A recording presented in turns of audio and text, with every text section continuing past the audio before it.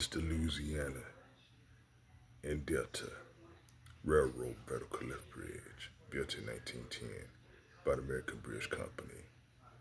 And it crosses the Delcambre Canal in Delcambre, Louisiana. You see it's lowered and the trains is going through, right? And it's another picture of this bridge showing single track. I'm gonna show you. See now this bridge is left in the raised position, but it was a raise until it lowers for train traffic. So see the single track all the way to this bend.